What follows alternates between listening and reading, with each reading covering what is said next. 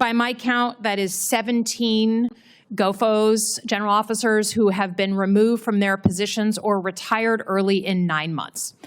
I'm a former CIA officer, so we used to look at other foreign militaries and make assessments on them. If I saw 17 general officers removed from their positions in a foreign military, we would call that a purge. That's the technical definition when a new leader comes in and just cleans house.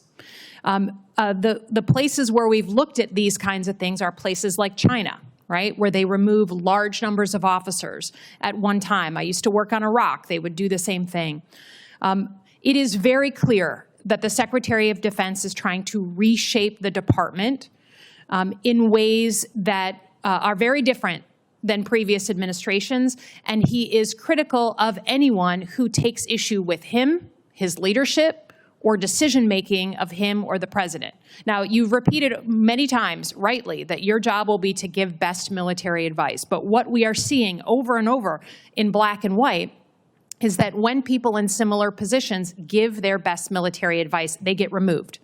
If that military advice is somehow not in line with the thinking of this president and the secretary, you get fired. So there's going to come a moment. I don't know when it's going to be. I hope you never have it, but there will be a moment behind closed doors, not when the lights are on and the hearings going on, when you will have that really existential decision you will have to make. Do I give my best military advice and tell people news they don't want to hear, information they don't want to hear, or will I just go along to get along to make sure that my bosses are happy and I don't rock the boat? You swore an oath over and over your whole career to the Constitution, not to any one man, not to one president, but to the Constitution of the United States. So can you say with conviction, when your moment comes, because it's coming, you're behind closed doors and you have that moral and professional obligation to make, that you, at risk, knowing that your job is at risk, you will say the right and best military advice based on facts and not just what Secretary Hegseth wants you to say?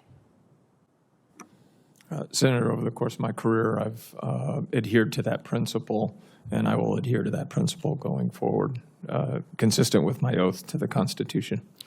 Well, we are counting on it.